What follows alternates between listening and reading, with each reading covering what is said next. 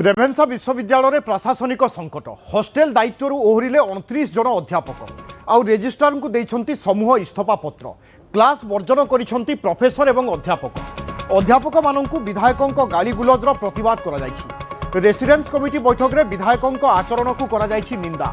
काली शोभायात्रा रे जाई कुलपति को देवे स्मारक पत्र। छात्रावास रे बंधुता दिवस आयोजन को नहीं विवाद देखा देछि। बंधुता दिवस को राजनैतिक रूप दिया जिबारु एहाकु विरोध करा जायथिला। काहींकि बंधुता दिवस कराई दियागलानी बोली रागिथिले विधायक। अध्यापक माननकु गालीगुलज करिथिले विधायक प्रकाश सेठी। चीफ वार्डन प्रोफेसर सुदर्शन मिश्र को गालीगुलज एवं अपमान करा जायथिबा नै अभियोग होईछि। रेजिस्ट्रार को इस्तफा पत्र दैछंती 29 जन हॉस्टेल वार्डन, डेपुटी वार्डन एवं डेपुटी चीफ वार्डन। रेभेन्सा विश्वविद्यालय देखा देछि प्रशासनिक संकट। तार कारण हेउछि हॉस्टेल दायित्व ओहरी जाइछंती 29 जन अध्यापक एवं एते संख्यक अध्यापक जेतेबेले हॉस्टेल दायित्व ओहरी जाउछंती साधारणतः हॉस्टेल उपरे यार एक बड़ प्रभाव पड़िबो। कारण अनेक संख्यार छात्र छात्री रहउछंती जो मानक दायित्व नैथिले प्राय अनेक अध्यापक एवं सेमानक भितरु 29 जन अध्यापक वर्तमान हॉस्टेल दायित्व ओहरी जाइछंती। समस्ते रेजिस्ट्रार को निजर इस्तफा पत्र प्रदान करिछंती। यह बाद क्लास वर्जन करिछंती प्रोफेसर एवं अध्यापक माने। अध्यापक माननकु विधायक गालीगुलज करिथिबा नै अभियोग करा जायछि एवं याकु नै प्रतिवाद करिछंती अध्यापक। रेसिडेंस कमिटी बैठक में विधायकों आचरण को निंदा करिछंती अध्यापक। आसंता काली शोभायात्रा रे जाई कुलपति को समस्ते स्मारक पत्र देवा नै सूचना मिलिछि। छात्रावास रे बंधुता दिवस आयोजन को नै एही विवाद आरंभ होइथिला। बंधुता दिवस को राजनैतिक रूप दिया जिबारु एहाकु विरोध करा जायथिला। काहींकि बंधुता दिवस कराई दियागला नहीं बोली रागिथिले विधायक एवं तापरे अध्यापक माननकु विधायक गालीगुलज करिथिबा नै अभियोग रहिछि। चीफ वार्डन प्रोफेसर सुदर्शन मिश्र को गालीगुलज एवं अपमान करिथिबा अभियोग आनिछंती समस्ते। एपटे रेजिस्ट्रार को इस्तफा पत्र दैछंती 29 जन हॉस्टेल वार्डन, डेपुटी वार्डन एवं डेपुटी चीफ वार्डन। ए संक्रांत अधिक सूचना पाई दिवेंदु मिश्र अछंती आम प्रतिनिधि। दिवेंदु, एककालीन जेतेबेले 29 जन अध्यापक हॉस्टेल दायित्व ओहरी जाउछंती यार तो सीधासलख प्रभाव पड़ुथिबो। वर्तमान छात्र छात्री कौन कहउछंती, कौन परिस्थिति हॉस्टेल रे सृष्टि होउची, अन्यपटे ई विवाद केउ आड़कु जाई पारे?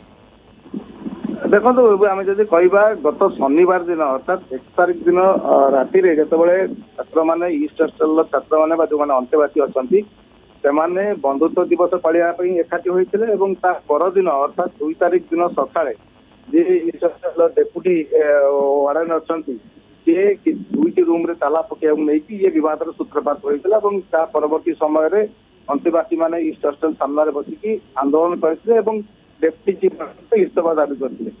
यही घटना को लेकिन बद सूत्रपात होता। अनेक अंतेवासी जो मैंने बसी रास्तार से 2 दिन धरिकी आंदोलन करते, अहोरात्र आंदोलन करते। गत काली से संपर्क में जे कुलपति रही भेट करते।